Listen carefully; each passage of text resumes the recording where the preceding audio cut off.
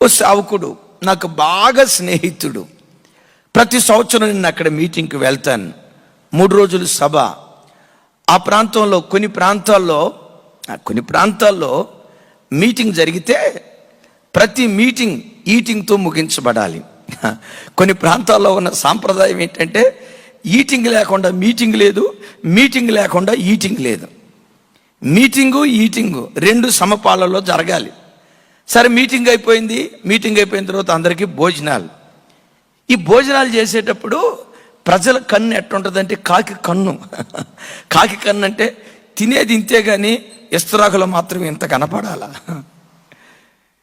తినేది కొంతే కానీ వేస్ట్, డస్ట్బిన్లోకి వెళ్ళేది ఎక్కువ. వడ్డిస్తూ ఉన్నారు, తిన్నదానికంటే ఎక్కువ మిగిలిపోయింది. ఒక ఆయన 3 రోజులు నేను చూస్తున్నాను ఇస్తరాకులు ఎత్తటం, ఆ ఇస్తరాకులు గంపలో వేయటం, ఆ గంప నెత్తి మీద పెట్టుకోవటం, అంత దూరాన్ని వెళ్ళి డస్ట్బిన్లో పడేయటం, మరలా లేడి పిల్లలాగా పరుగున రావటం. ఆయన వడ్డించే కార్యక్రమంలో లేడు.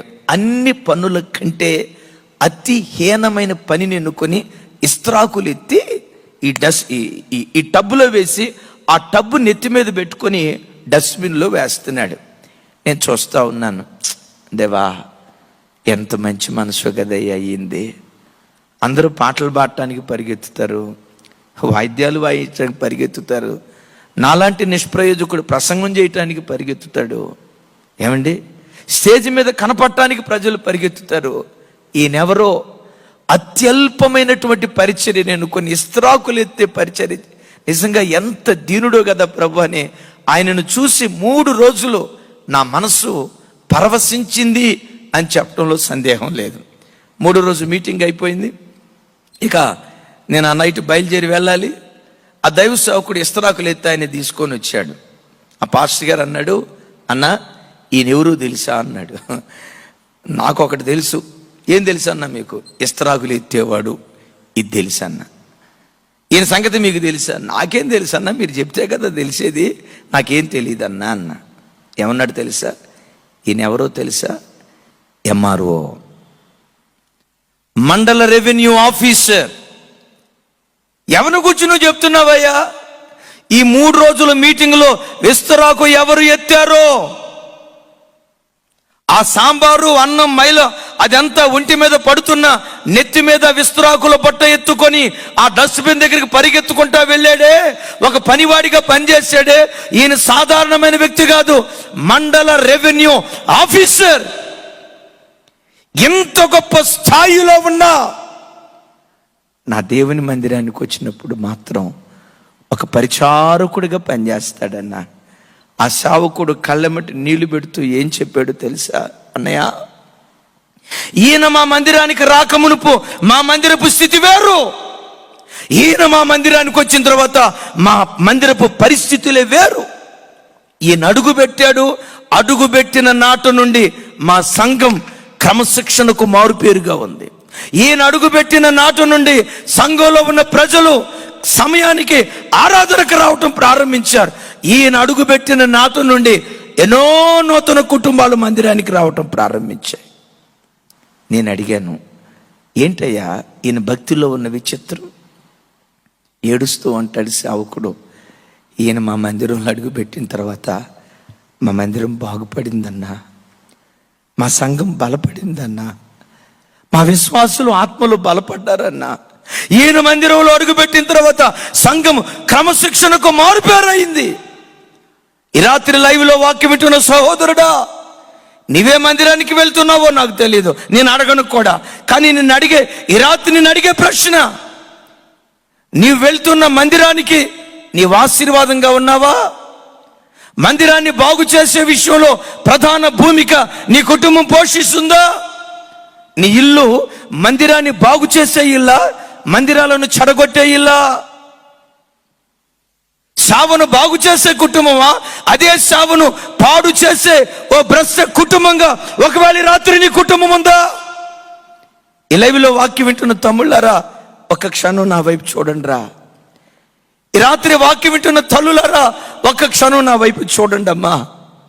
ఈ లైవ్లో వాక్యం వింటున్న ప్రియ క్రైస్తవ కుటుంబీకులారా, మీరు వెళ్తున్న మందిరాలలో మీ కుటుంబ పాత్ర ఏమిటి? బాగు చేసే గుంపులో ఉన్నారా? పాడు చేసే గుంపులో ఉన్నారా? మందిరాన్ని నిలవబెట్టే గుంపులో ఉన్నారా? మందిరాన్ని పతనం చేసే గుంపులో ఉన్నారా? ఏ గుంపులో మీరు ఉన్నారు? ఏడుస్తూ సేవకుడు అంటాడు, అన్నయ్య, మా మందిరం బాగుపరచబడే విషయంలో, క్రమశిక్షణలో బ్రతికే విషయంలో ఈ కుటుంబం ఓ ప్రధాన పాత్ర పోషించింది. ఏంటయ్యా, ఏంటి ఈయన భక్తిలో ఉన్న రహస్యం? ఏడుస్తూ అంటాడు, అన్నయ్య, మా ఆరాధన ఆదివారం 9ంటికి ప్రారంభమవుతుంది. వీళ్ళు రాకమునుపు మా ప్రాంతంలో పరిస్థితి ఏంటంటే 9ంటికి ఆరాధన అయితే భక్తులు 9:30 నుంచి ఇక రావటం స్టార్ట్ చేస్తారు.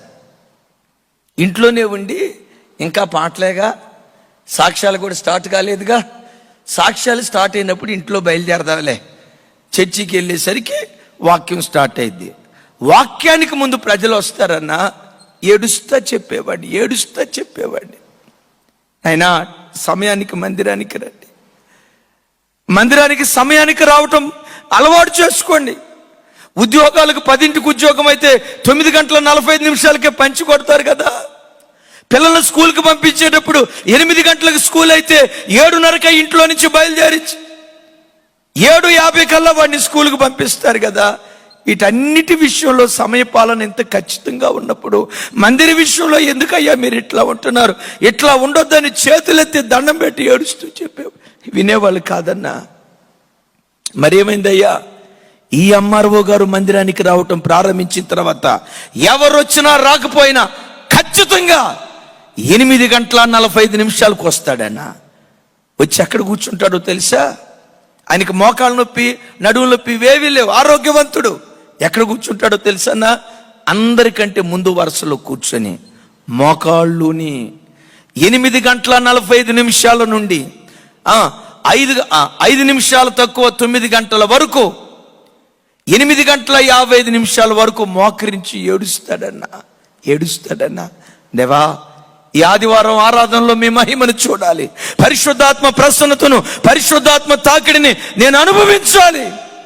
సావుకుడు నిలవబడి వాక్యం చెప్తూ ఉండగా ఒక్కొక్క మాట అగ్ని కణము వలె ప్రజల హృదయాలు తాకబడాలి.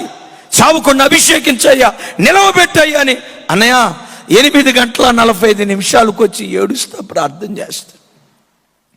ఈ వాక్యం వింటున్న తల్లులారా, ఈ వాక్యం వింటున్న తమ్ముళ్ళారా, మిమ్మల్ని నన్ను ఒక ప్రశ్న అడగనివ్వండి. మీరు వెళ్తున్న మందిరాలలో ఆరాధనకి ఎన్నింటికి వెళ్తున్నారు? 9ంటికి ఆరాధన అయితే 9:30కి వెళ్తున్నారా? మరి మీ పిల్లల్ని కూడా స్కూల్కి అట్లాగే పంపించవచ్చుగా, మరి మీరు డ్యూటీలు కూడా అట్లాగే వెళ్ళొచ్చుగా. పిల్లలను స్కూల్కు పంపించేటప్పుడు క్రమశిక్షణ, ఉద్యోగాలకు వెళ్ళేటప్పుడు క్రమశిక్షణ, వ్యాపారానికి వెళ్ళేటప్పుడు క్రమశిక్షణ, షాప్ ఓపెన్ చేసేటప్పుడు క్రమశిక్షణ.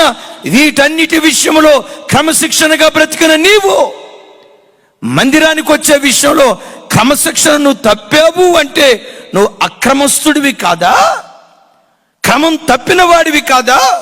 దేవుని ఎదుట నువ్వు నిలవబడినప్పుడు అక్రమము చేయువారలారా గెట్ అవుట్ ఫ్రమ్ హియర్ అని పరలోకంలో నిన్ను గూర్చి దేవుడు అంటాడేమో.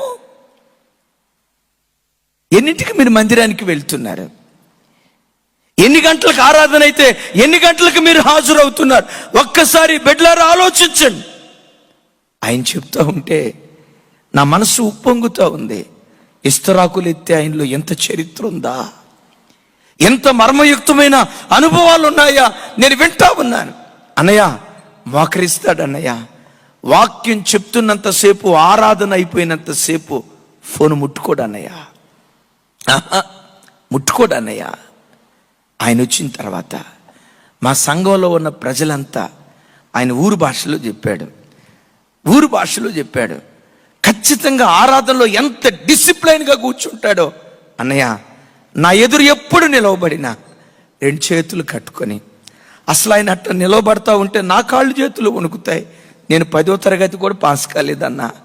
ఆ ఎంఆర్ఓ పీజీ చదివాడు, ఉన్నత చదువు చదివినవాడు, అట్ దట్ సేమ్ టైం ఉన్నత ఉద్యోగి. నా ఎదుట నిలవబడేటప్పుడు చేతులు కట్టుకుంటే, అయ్యా మీరు పెద్దవాళ్ళు అలా చేతులు కట్టుకోవద్దు. ఈయన తలంచి అంటాడట, దైవజనుడా, నిన్ను గౌరవించటానికి కారణం నీలో ఉన్న అభిషేకాన్ని గౌరవిస్తున్నాను. నువ్వు దేవుని ప్రతినిధివి. I'm public servant.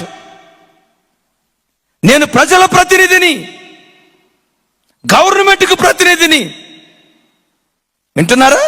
ఒక ముఖ్యమంత్రికి ప్రతినిధిని, ఒక రాజుకు ప్రతినిధిని. నీవైతే రాజాతి రాజుకు ప్రతినిధివి. భూమి ఆకాశాలను సృజించిన సృష్టికర్త అయిన దేవుని ప్రతినిధివి. నా ఉద్యోగం ఈ రోజు ఉంటుంది, రేపు పోతుంది. బిడ్డలారా అంటున్నారు. ఈయన అనేవాడట, అయ్యా మీరు సర్వోన్నతుడైన దేవుని సేవకులయ్యా. నేను ఆఫ్టర్ ఆల్ ఓ గవర్నమెంట్ సర్వెంట్ని.